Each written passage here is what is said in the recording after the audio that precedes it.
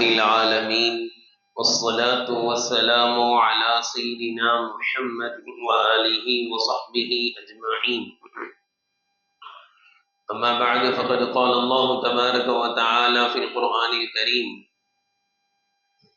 إن الذين قالوا ربنا الله ثم استقاموا تتنزل عليهم الملائكة ألا تخافوا ولا تحزنوا وأبشروا بالجنة التي كنتم توعدون.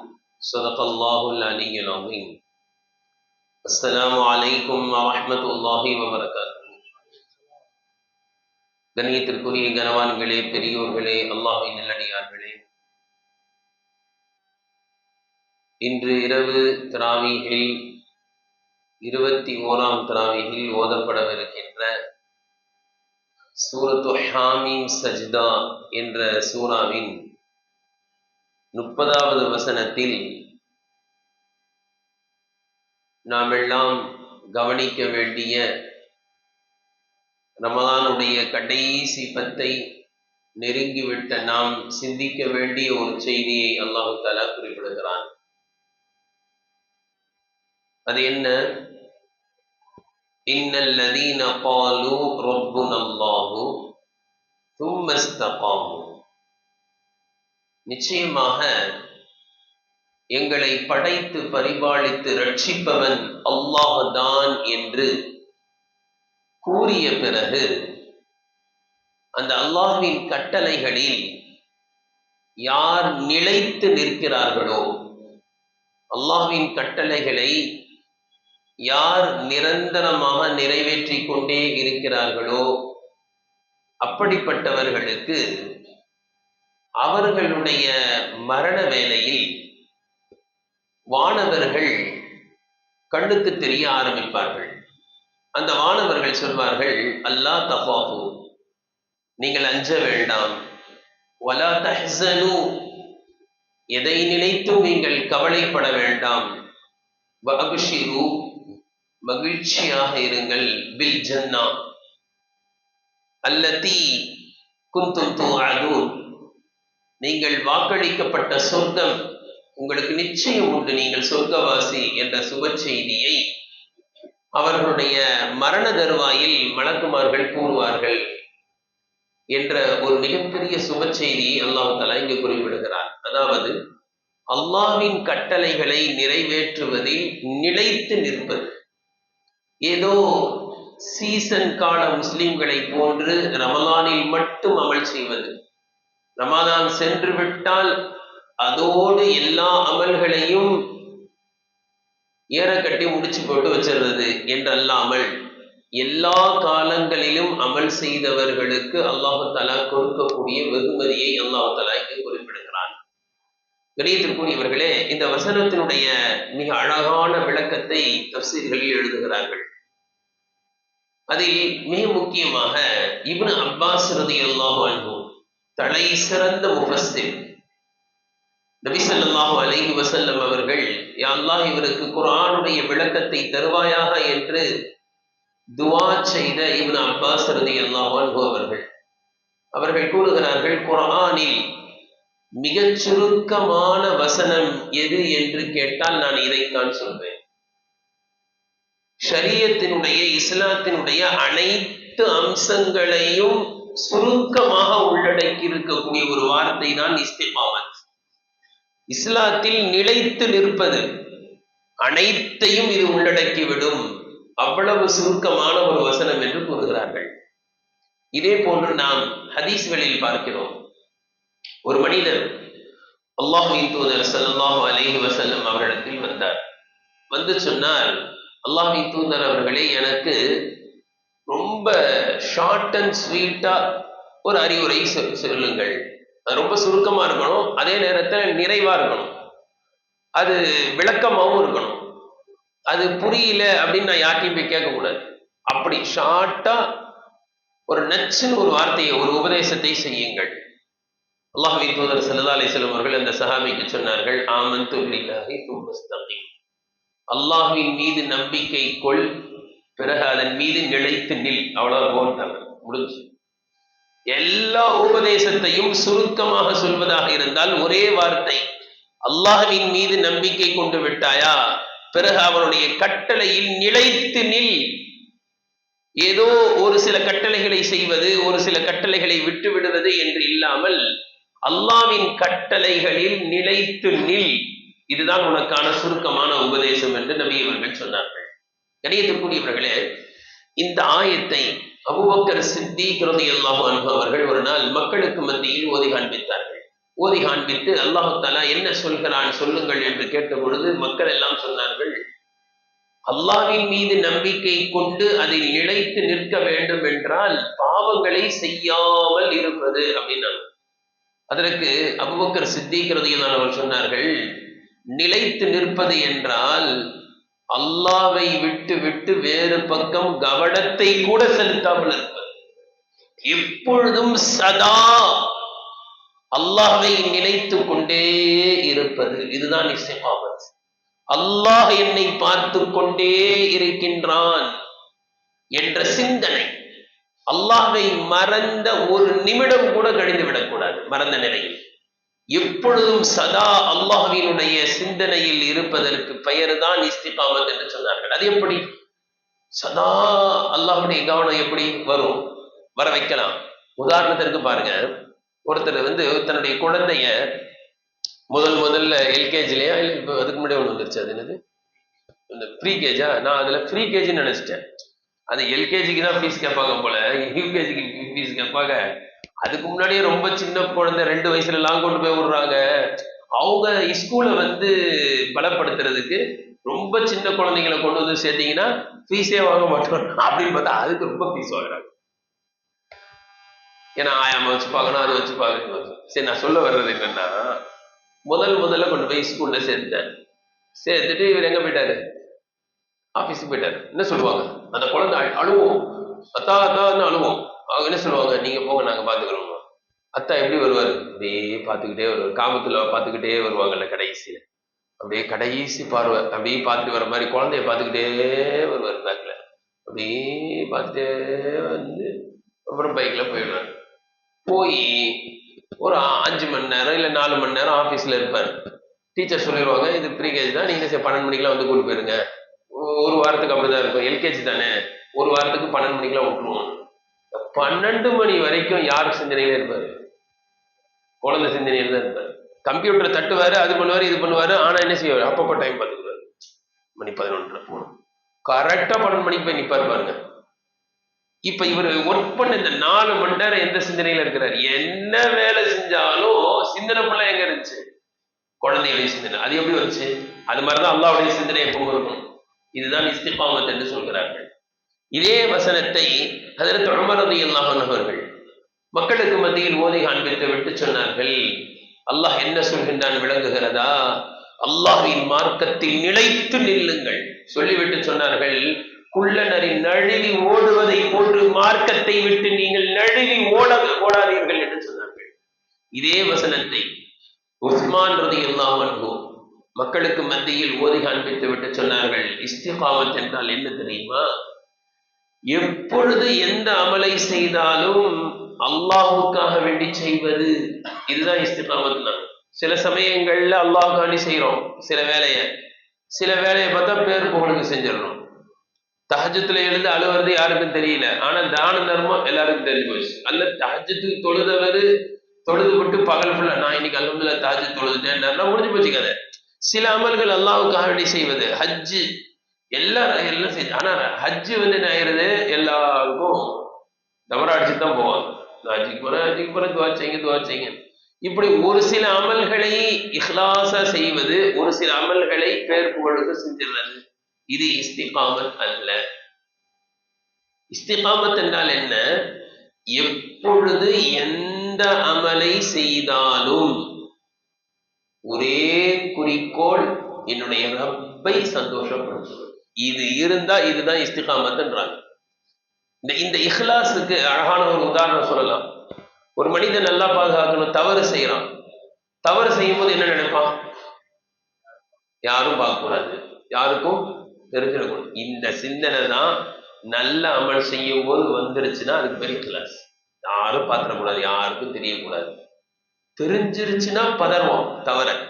அந்த மாதிரி இவர் செஞ்ச நன்மை தான தர்மம் தெரிஞ்சிருச்சுன்னா மனசு பதற, தெரிஞ்சிருச்சு.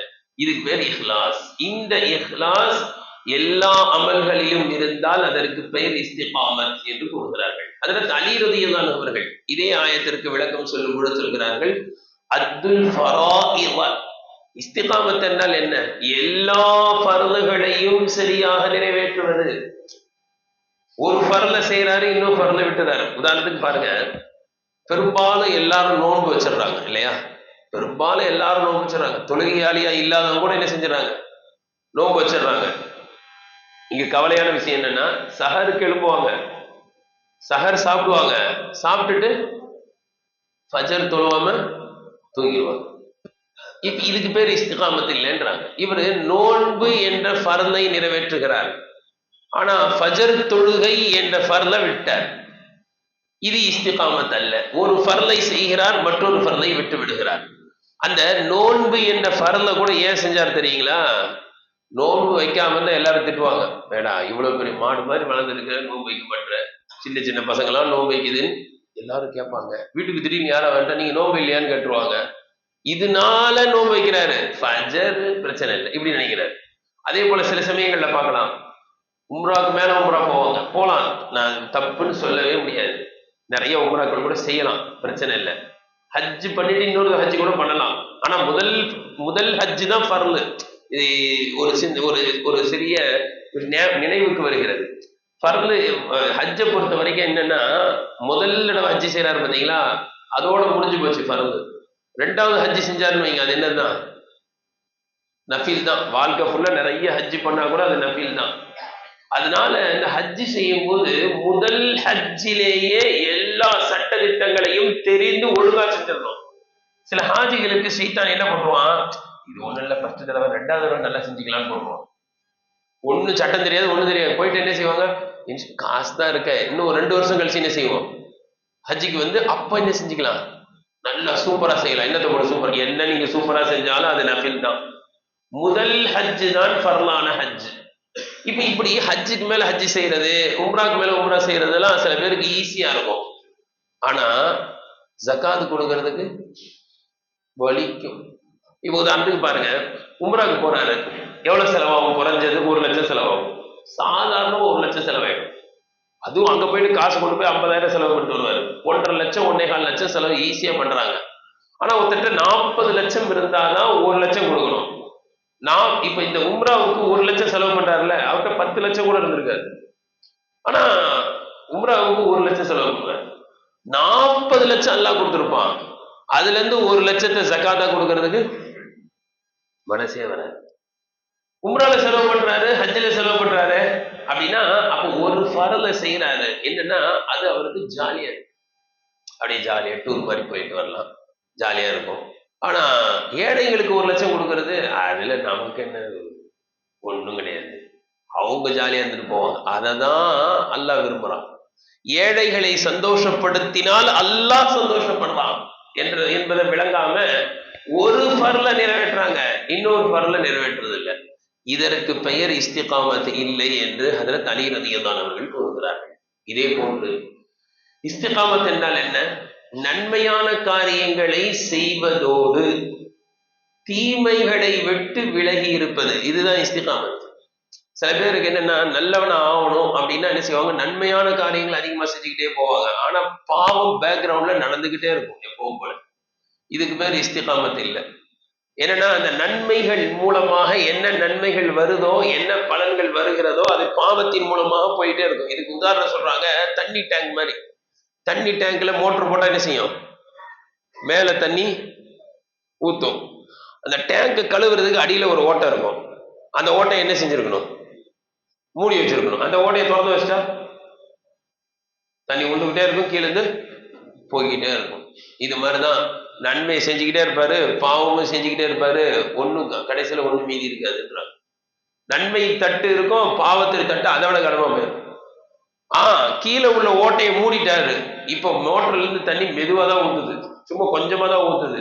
இன்னைக்கு இல்லாட்டிலும் டேங்க் நாளைக்கு என்ன செஞ்சிடும், நிரம்பும். ஆனா கீழ் ஓட்டை திறந்துருந்தா நிரம்ப போய்கிட்டே இருக்கும். இதே போன்றுதான் நன்மைகளை மட்டும் செய்வதால் எந்த பலனும் இல்லை. அல்லாஹ்வின் தூதர் ஸல்லல்லாஹு அலைஹி வஸல்லம் அழகா ஒரு வார்த்தையில சொல்லி முடிச்சிட்டாங்க. இபாதத் செய்யக்கூடியவர்களில் மிகச்சிறந்த வணக்கசாலி யார் தெரியுமா? இத்தகில் மஹாரிம தகுன் அபதன் நாஸ். நீங்கள் மக்களிலேயே மிகப்பெரிய வணக்கசாலியாக ஆக வேண்டும் என்றால் அல்லாஹ் ஹராமாக ஆக்கியதை விட்டு விடுங்கள். அல்லாஹ் எதை செய்யக்கூடாதுன்னு சொன்னாலும் அதை செய்யாதீங்க. நீங்க தான் யாரு? மிகப்பெரிய வணக்கசாலினா. பொதுவா நாம வணக்கசாலின்னு யாரை சொல்லுவோம்? யார் தொழுதுகிட்டே இருக்கிறாரோ, யார் தஸ்பீ செஞ்சுக்கிட்டே இருக்கிறாரோ, இவரை பார்த்து என்ன சொல்லுவோம்? ரொம்ப பெரிய வணக்கசாலிங்கன்னு. ஆனா ரசூலா சொல்றாங்க, ரொம்ப பெரிய வணக்கசாலி யார் தெரியுமா? அல்லாஹ் செய்யக்கூடாதுன்னு சொன்னதை செய்யாம உட்கார்ந்துருக்காருல்ல, அவரு தான் வணக்கசாலின்றாங்க. அப்ப இஸ்திகாமத் என்றால் என்ன? செய்ய வேண்டிய செயல்களை செய்வது மட்டுமல்ல, செய்யக்கூடாத காரியங்களை செய்யாமலும் இருப்பது. இதுதான் இஸ்திகாமத். அதே போன்று இஸ்திகாமத் என்பதற்கு இன்னொரு உலகம் தராங்க. பொதுவா இபாதத் ஒருத்தர் செய்யறாருன்னு வைங்க, அதை நம்ம பாராட்டுவோம், அவரை மதிப்போம், எல்லாம் பண்ணுவோம். இபாதத்துல கரெக்டா இருக்கார். இபாதத் என்றால் என்ன? அல்லாஹ்வுக்கு செய்ய வேண்டிய கடமைகளை செஞ்சுட்டா அதுக்கு பேர் என்னது? இபாதத். ஆனா கொடுக்கல் வாங்கல்ல ஒண்ணும் சரியில்லை. மாஷராத் குடும்ப வாழ்க்கையில சரியில்லை. முதல் சஃப்ல தொழுகிறாரு, வீட்டுக்கு போனா மனைவியை இழுத்து போட்டு நல்லா குத்துறாரு. இதுக்கு பேர் இஸ்திகாமத் கிடையாது. தொழுகிறாரு, மனைவியை போட்டு அடிக்கிறாரு. தொழுகிறாரு, அத்தம்மாவுக்கு செய்ய வேண்டிய கடமைகளை செய்யல. தொழுகிறாரு, வாங்கின காசை ரிட்டர்ன் பண்ண மாட்டாரு. ஒருத்தர் இன்னொருத்தரை ஏமாத்துறாரு. பார்த்தா ஏமாத்தினவர் இந்த பக்கம் தொழுகிறாரு, ஏமாற்றப்பட்டவர் இந்த பக்கம் தொழுகிறாரு. ரெண்டு பேருமே தொழுகிறாரு. ஒரு இன்னொரு விஷயம் கவனத்துக்கு வருது. ஒரு முஃமின் யார், எப்படி இருக்க வேண்டும்? ஒரு முஃமின் யாரையும் ஏமாற்ற மாட்டான், இல்லையா? அதே போன்று ஒரு முஃமின் யாரிடத்திலும் ஏமாறவும் மாட்டான், ஏமாற்ற மாட்டான். அதே போன்று ஒரு முஃமின் ஏமாறவும் மாட்டான். இனி நிறைய பேர் ஏமாத்துறவங்க வந்திருக்கிறாங்க. ஏமாத்துறவங்க ஏன் ஏமாத்துறாங்க தெரியுங்களா? ஏமாறுறவங்க இருக்கிறதுனாலதான் ஏமாத்துறாங்க. இபாதத் என்றால் வெறும் வணக்க வழிபாட்டில் மட்டுமல்ல, அவர் கொடுக்கல் வாங்கலில் சரியாக இருக்க வேண்டும், அண்டை வீட்டாரோடு அழகிய முறையில் பழகக்கூடியவராக இருக்க வேண்டும். அதுதான் இஸ்திகாமத். அதனாலதான் ரசூலுல்லாஹி ஸல்லல்லாஹு அலைஹி வஸல்லம் இடத்துல இப்படி ஒரு கேள்வி கேட்கப்பட்டது. அல்லாஹ்வின் தூதர் அவர்களே, ஒரு பெண்மணி இருக்கிறார்கள். அந்த பெண்மணி நிறைய இபாதத் செய்யறாங்க, நிறைய தான தர்மங்கள் செய்யறாங்க, நிறைய நஃபிலான நோன்பெல்லாம் வைக்கிறாங்க. ஆனா பக்கத்து வீட்டுக்காரங்க கிட்ட கொஞ்சம் நாவு நீளமா இருக்கு. அந்த பெண்மணியை பத்தி என்ன சொல்றீங்க? ரசூலுல்லாஹி ஸல்லல்லாஹு அலைஹி வஸல்லம் சொன்னாங்க, ஹிய ஃபின்னார், அந்த பெண் நரகத்தில் இருப்பாள். ஒரு பெண்மணி உடனே கேட்கிறாங்க, பெருசா நிறைய இபாதத்துல இல்ல, வெறும் ஃபர்தோட நிறுத்திக்கிறாங்க, பெரிய தான தர்மம்லாம் இல்ல, ஜக்காத்தோட முடிஞ்சிச்சு, தஹஜ்ஜுதுல எழும்புற மாதிரி தெரியல, வெறும் ஃபர்து தொழுகிறாங்க. அந்த பெண்மணி பக்கத்து வீட்டார் இடத்துல நல்ல முறையில் நடந்துக்கிறாங்க. அந்த பெண்மணியை பத்தி என்ன சொல்றீங்க? ஹிய ஃபில் ஜன்னா, அந்த பெண் சொர்க்கவாசின்ட்டாங்க. அப்ப என்ன? வெறும் இபாதத்துல மட்டும் முன்னேறி போறது இஸ்திகாமத் அல்ல. இபாதத்தை செய்வதோடு நட்பில் ஒழுங்காக, நட்பு வட்டாரத்தை ஒழுங்காக வைத்துக் கொள்வது, அழகிய முறையில் பழகுவது, தன்னுடைய அஹ்லாக்கை சரி செய்து கொள்வது, அக்கம் பக்கத்து வீட்டாரிடத்தில் அழகிய முறையில் பழகுவது, தாய் தந்தையர்களுக்கு செய்ய வேண்டிய கடமைகளை செய்வது, பிள்ளைகளை ஒழுங்காக வளர்ப்பது, மனைவியிடத்தில் ஒழுங்காக நடந்து கொள்வது, கணவனிடத்தில் ஒழுங்காக நடந்து கொள்வது, இவை அனைத்தையும் செய்தால்தான் அஹ்லாக்.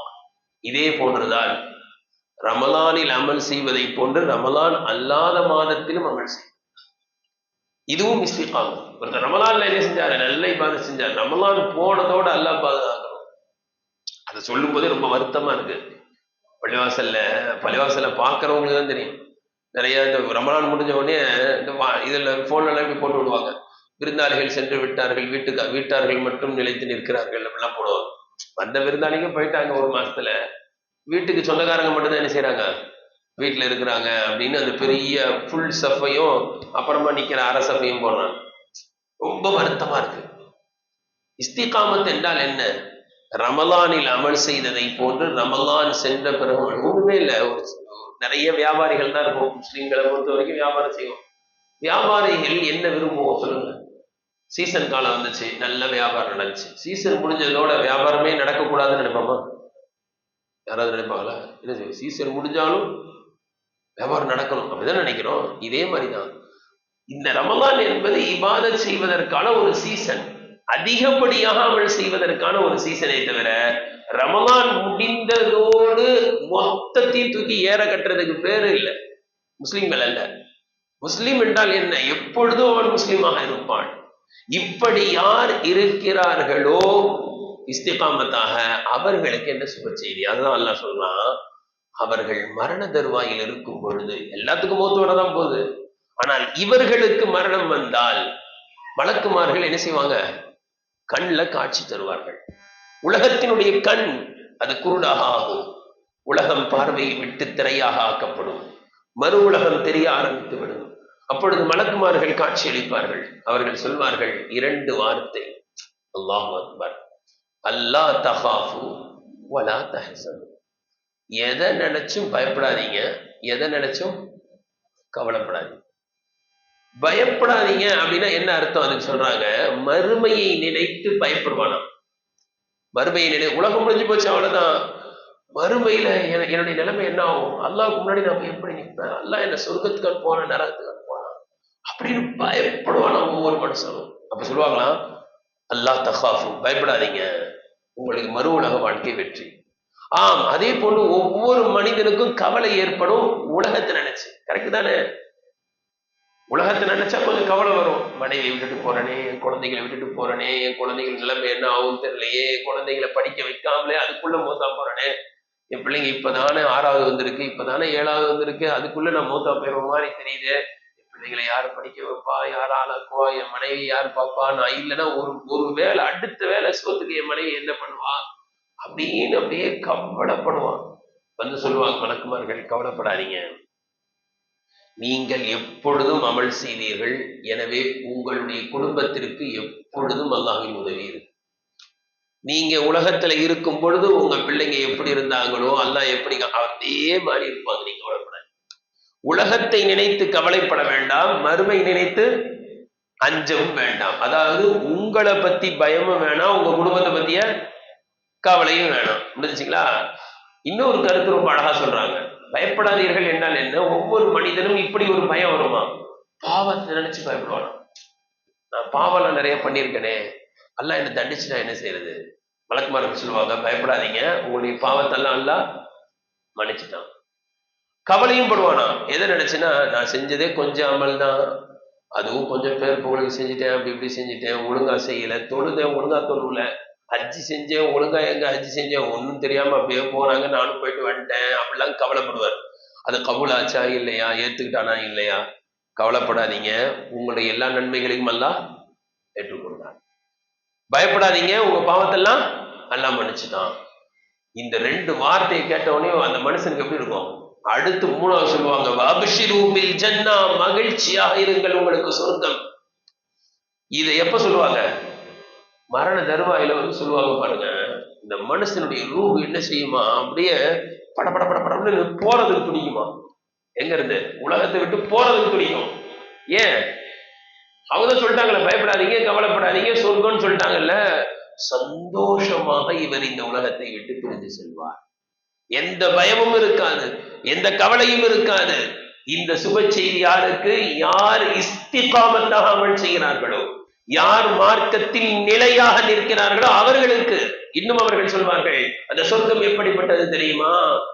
நீங்கள் ஆசைப்பட்டதெல்லாம் உங்களுக்கு கிடைக்கும். அடுத்து வருது, வலக்கும் ஃபீஹா மா தஷ்தஹி அன்ஃபுசுக்கும், நீங்கள் ஆசைப்பட்டதெல்லாம் உங்களுக்கு அங்கு கிடைக்கும். ஆசைப்பட்டது கிடைக்கணும் என்ன அர்த்தம்? ஹதீஸ்ல அழகா வளர்க்குறாங்க, மனசுல நினைப்பாரு என்ன செஞ்சிடும்? ஆசைனா தானே மனசுல தானே வரும். மனசுல வர்றது உடனே என்ன செஞ்சிடும்? கிடைச்சிடும். இப்னு மஸ்ஊத் ரலியல்லாஹு அன்ஹு சொல்றாங்க, இப்னு மஸ்ஊதே, நீ சொர்க்கத்தில் இருப்பாய், அப்பொழுது ஒரு அழகான பறவை வரும். அழகா இருக்கு பறவை, இதை சாப்பிட்டா எப்படி இருக்கும் நினைப்பீங்க, ஃப்ரேயே வந்துடும். உலகத்துல வருமா? சொல்லுங்க. ஹோட்டலுக்கு போய் ஆர்டர் பண்ணி 1/2 மணி நேரம் உட்கார்ந்த பிறகு தான் வருது சாப்பாடு. இது அது என்னன்னு தெரியல. இந்த காலத்துல உள்ள ஹோட்டல்லாம் அதுதான் ரொம்ப ரிச்சான ஹோட்டலாம். கொண்டு போய் உட்கார வச்சு 1/2 மணி நேரம் ஆக்கி பசியே போயிடுச்சு, இனிமேட்டு என்னத்தை விடுத்துன்றதுன்ற மாதிரி. ஆனா அதுல தான் ஜாலியா உட்காந்துருக்காங்க, சர்வசாதாரணமா பேசிக்கிட்டு 1/4 மணி நேரம் 1/2 மணி நேரம் பேசிக்கிட்டு. இதனடா இது, ஆர்டர் பண்ணி 1/2 மணி நேரம் ஆச்சு, அதுக்கப்புறம் என்னன்னு கேட்டா இப்பதான் ப்ரிப்பேர் பண்ணி கொண்டு வரணும். ப்ரிப்பேர் பண்ணி சொர்க்கத்துல அப்படி கிடையாது, நினைச்சா என்ன செஞ்சிடும், உடனே வந்துடும். அடுத்து சொல்றான், வலக்கும் ஃபீஹா மா தத்தஊன், நீங்கள் கேட்பதும் உங்களுக்கு கிடைக்கும்ன்றான். இப்ப இந்த 2 வார்த்தைக்கு மத்தியில என்ன தொடர்பு, இந்த 2 வார்த்தைக்கு மத்தியில என்ன வித்தியாசம்? முஃபஸ்ஸிரீன்கள் சொல்றாங்க, ஃபர்ஸ்ட் வார்த்தையில என்ன வந்துச்சுன்னா, ஆசைப்பட்டாலே என்ன செஞ்சிடும், கிடைச்சிடும். அடுத்து அல்லாஹ் சொல்றான், கேட்கறது, அதான் வாய் விட்டு கேட்கறதும் கிடைக்கும் அப்படின்னு. ஏன் இதை சொல்லணும், அதான் ஆசைப்பட்டாலே கிடைச்சிருமே, வாய் விட்டு கேட்டா கிடைக்கும்னு ஏன் சொல்லணும் அப்படின்னா, இப்படி நினைச்சிடக்கூடாது. இல்ல அல்லாஹ் கிட்ட எதையும் வாய் திறந்து கேட்க முடியாது போல, இங்க நினைச்சா வந்துடும், அவ்வளவுதான். வாய் திறந்தெல்லாம் எதையும் என்ன செய்ய முடியாது, கேட்க முடியாது போல நினைச்சிடாதீங்க. வாய் விட்டு அல்லாஹ் இடத்துல என்ன செய்யலாம், கேட்கலாம். ஏன்னா உலகத்துல பார்க்கலாம், சில சமயம் ஆசை வரும், வாய் விட்டு கேட்க முடியுமா, சிலர் கேட்க முடியாது. உதாரணத்துக்கு ஒருத்தருக்கு ரொம்ப சுகர் இருக்கு, வீட்டுல நோம்பு திறக்கும் போது என்ன செஞ்சிருக்காங்க, பாயாசம் செஞ்சிருக்காங்க, கடல் பாசி செஞ்சிருக்காங்க, எல்லாம் செஞ்சு அப்படி வச்சிருக்காங்க. இவருக்கு அப்படி ஒதுக்கி வச்சிருப்பாங்க, நோம்பு கஞ்சி கொஞ்சோண்டு குடிங்க, பேரிச்சம்பழத்தோட போயிட்டு வாங்க. இவரு கொஞ்சம் கடல் வாய மூடிட்டு, சுகர் எவ்வளவு இருக்கு போங்கன்றாங்க. அப்ப கேட்கறதுக்கு பயப்படுவார். ஆசை வரும், பாயாசம் குடிக்கலாம்னு ஆசை வரும், கேட்க முடியாது வாயத்தோடு. இந்த மாதிரி சொர்க்கத்துல கிடையாது. நீங்க ஆசையும் படலாம், ஆசைப்பட்டதை கேட்கவும் செய்யலாம் அல்லாஹ்விடத்துல. இந்த 2 வார்த்தை முடிஞ்சுங்களா?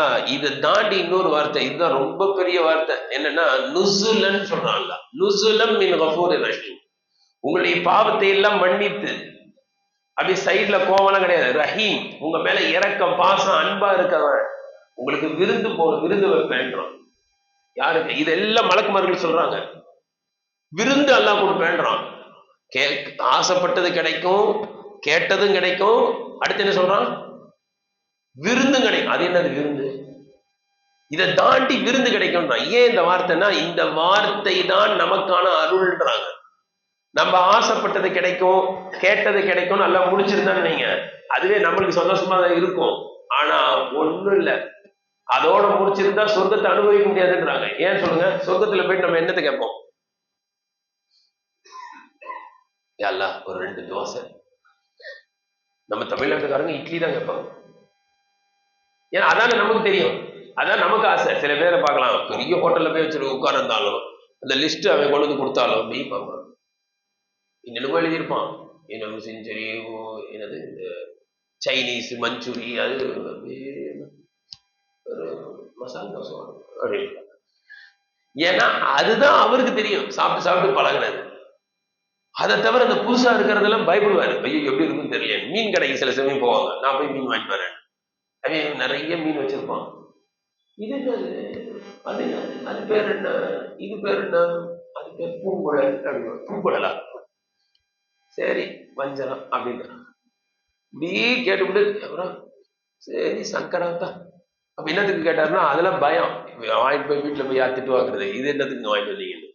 அதனால அவருக்கு என்ன தெரியுமோ அதான் அவர் வாங்குவார். வஞ்சரம் வாங்குவாரு, சங்கரா இதோட முடிஞ்சு போச்சு, வாழ்க்கை முடிஞ்சு. ஏன்னா அதுதான் தெரியும், தெரியாதத பயப்படுவான் மனுஷன், தெரியலன்னா பயம்.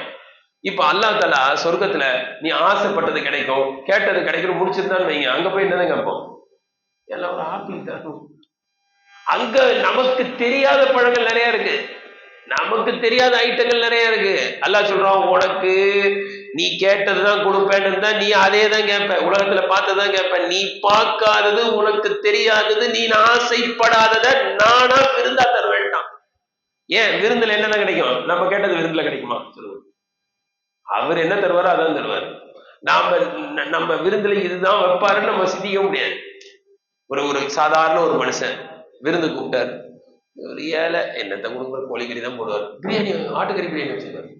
நம்ம எதிர்பார்க்காதது கிடைக்கும் பார்த்தீங்களா, நமக்கு தெரியாதான் கிடைக்கும். இதே போல அல்லாஹ் சொன்னா, நான் விருந்து கொடுப்பேன்றான், உனக்கு தெரியாததை நானா கொடுப்பேன், உன்கிட்ட விட்டுருந்தா உனக்கு தெரிஞ்சதான் கேட்பேன், நானா தருவேன் இப்படின்னு அல்லாஹ் சொல்றான்னு மலக்குமார்கள் சொல்லிடுவாங்க. அவங்க அடுத்து சொல்லுவாங்க, நஹ்னு அவுலியாவுக்கும் ஃபில் ஹயாத்தி துன்யா வ ஃபில் ஆখিরা, நாங்க யார் தெரியுதா, உலகத்துல உங்க கூடவே இருந்தோம். எங்க வலது பக்கம் இடது பக்கம் யாரு, கிராமன் காத்திபீன். வலது பக்கம் இருக்கிற மலக்குக்கு பேரு சொல்லுங்க, இடது பக்கம் இருக்கிற பேரு அப்படின்னு நினைச்சுக்கிட்டே இருக்கிறோம். 2 பேரு மலக்கு பேரு பன்மை. அது கிராமன் காத்திபீன்னா சங்கையான எழுத்தாளர்கள். இவரு வலது பக்கம் இருக்கிறவர் நன்மை எழுதுவாரு, அதனால சங்கையானவர். இடது பக்கம் இருக்கிறவர் நம்ம செய்யற பாவத்துக்கு அவர் என்ன பண்ணுவாரு? அதனால 2 பேருமே கிராமன் காத்திபீன் தான். இவங்க இப்ப பார்த்தா என்ன செய்யாது தெரியாது, தெரிய மாட்டாங்க, கண்ணில் தெரிய மாட்டாங்க. ஆனா மரண தருவாயில சொல்லுவாங்க, யார் தெரியுதா? நஹ்னு அவுலியாவுக்கும் ஃபில் ஹயாத்தி துன்யா, உங்க கூடவே ஹயாத்து துன்யால இருந்தோம். வஃபில் ஆஹிரா, மறுமையிலே உங்க கூடவே இருப்போம். கபர்ல உங்க கூடவே இருப்போம், மறுமையில இருப்போம், சொர்க்கத்துல உங்களை அனுப்பி வைக்கிற வரைக்கும் உங்க கூடவே இருப்போம். காரணம், நீங்க அமல் செஞ்சுக்கிட்டே இருந்தீங்க, அமலை விடல. அதே மாதிரி உங்களை நாங்க சொர்க்கத்துல அனுப்பி வைக்கிற வரைக்கும் விட மாட்டோம். நீங்க இஸ்திகாமத்தா அமல் செஞ்சதுனால நாங்களும் இஸ்திகாமத்தா இருப்போம். இன்ஷா அல்லாஹ் இஸ்திகாமத்தா இருக்கலாமா? இஸ்திகாமத்தா இருப்பவர்களுக்கு அல்லாஹ் சொல்லக்கூடிய சுப செய்தி கிடையாது. இதுக்கு அடுத்து ஒரு 2 விஷயம் வந்து 2 விஷயத்தை சுருக்கமா, அது விளக்கமா சொல்ல நேரம் இல்லை, ஷார்ட்டா சொல்லிடுறேன் பாருங்க. இந்த இஸ்திகாமத்தா இருந்தா இந்த சுப செய்தி கிடைக்குது இல்லையா? யாரால இஸ்திகாமத்தா இருக்க முடியும் அப்படின்றத அடுத்த வசனத்துல சொல்றான். ஒமன் அஹ்ஸனு கௌலம் மிம்மன் தஆ இலல்லாஹி வ அமில சாலிஹன், யார் நல்ல அமல் செஞ்சு அந்த நல்ல அமலின் பக்கம், அல்லாஹ்வின் பக்கம் பிற மக்களை அழைக்கிறார்களோ அப்படின்னு அல்லாஹ் தஆலா இந்த அழைக்க மக்களை என்ன செய்யணும், நல்லதின் பக்கம் அழைக்கணும்ன்றத சொல்றான். ஏன் தெரியுங்களா? அவர்களாலதான் இஸ்திகாமத்தா இருக்க முடியும். இப்ப நம்ம இங்க வந்திருக்கிறோம், நம்ம ஃப்ரெண்ட்ஸை பார்த்து நோம்புல தொழுதல்ல, இதோட விட்டுறாத, நோம்புக்கு பிறகு என்ன செய்ய, தொழுகையை விடாம தொழு அப்படின்னு நாம ஒருத்தரை நம்ம ஃப்ரெண்டு கிட்ட சொல்லிட்டோம் அப்படின்னா நாம என்ன செய்வோம்? கண்டிப்பா சொல்லுங்க. நாம நம்ம அண்ணனை சொன்னோம், நம்ம தம்பியை சொன்னோம், நோம்புல எப்படி எழுந்த, சஹருக்கு 4 மணிக்கே எழுந்த, ஒரு 5 மணிக்கு ஃபஜருக்கு எழுந்தா என்ன அப்படின்னு நாம மற்றவங்க கிட்ட சொல்லிக்கிட்டே இருக்கணும்னு வைங்க. நாம என்ன செய்வோம்? அததான் அந்த சூட்சுமத்தை தான் எல்லாம் அடுத்து சொல்றான். நீங்க என்ன செய்யுங்க, அடுத்த மக்களுக்கு நல்லதை சொல்லுங்க. நோம்புல போய் சொல்லல, நோம்புல செல்போன் நோண்டல, அதே மாதிரி என்ன செய்ய, நோம்புக்கு பிறக்கும் செல்போனும் நோண்டாத அப்படின்னு சொன்னா நாம என்ன செய்ய மாட்டோம்? இன்ஷா அல்லாஹ் நோண்ட மாட்டோம். இதுதான் இந்த பவர். அடுத்தவங்களுக்கு நல்லதை எடுத்து வைக்கிறதுல அல்லாஹ் வச்சிருக்கான். அடுத்தவங்களுக்கு நாங்க நல்லதை சொல்லும் போது குறைஞ்சபட்சம் அவங்க எடுத்துக்கிறாங்களே இல்லையோ, நாம என்ன செய்வோம். ஒரு சின்ன உதாரணம் சொல்லுவாங்க. வாங்க சொல்றாங்க, ஒரு சில பசங்க கிரிக்கெட் விளையாடிக்கிட்டு இருக்காங்க, ஒரு பையன் தொழுகைக்கு வந்துகிட்டு இருக்கான். இப்ப இந்த தொழுகைக்கு வர பையன் கிரிக்கெட் விளையாடிட்டு இருக்கவங்களை பார்த்து, என்னடா வாங்க சொல்லிட்டாங்க, கிரிக்கெட் விளையாடிட்டு இருக்கீங்க வாங்க அப்படின்னு சொல்றாருன்னு வைங்க. அந்த பசங்க மட்டையை போட்டு வராங்களே இல்லையோ, இந்த பையன் என்ன செய்வான்? போயிடுவான். ஆனா இவன் கூப்பிடாம அந்த மட்டையை பிடிச்சிக்கிட்டு நிக்கிறவங்க கேட்கறாங்க, எங்க வாடா செட் போடலாம், ஆள் கம்மியா இருக்குன்னு இவங்க கூப்பிட்டாங்கன்னு வைங்க. இப்ப அவர் தொழுகைக்கு வர்றது சந்தேகமாயிடும். செய்தாங்க எடுத்து இவன் மட்டையை பிடிச்சா என்ன செய்யறது? அப்ப அந்த தாவத் அடுத்தவங்களுக்கு எடுத்து சொல்றதுல இருக்கிற பவர் இருக்கு பாத்தீங்களா? குறைஞ்சபட்சம் நாம அமல் செய்வோம். இது ஒண்ணாச்சுங்களா? இன்ஷா அல்லாஹ் அடுத்தவங்களுக்கு சொல்லாமா? ஒரு 4 பேருக்கு பா தொழுகை கரெக்டா வந்தல்ல, இனிமேல்ட்டு வாப்பா அப்படின்னு சொல்லணும். சரி, அடுத்த ஒரு விஷயம், இதான் 2வது விஷயம். இந்த அடுத்தவங்களுக்கு சொல்லக்கூடிய ஸ்டேஜ்ல இருக்கிறவங்க எப்படி இருக்கணும்னா, தன்னுடைய நற்குணத்தை, தன்னுடைய குணத்தை நற்குணமா ஆக்கிக்க.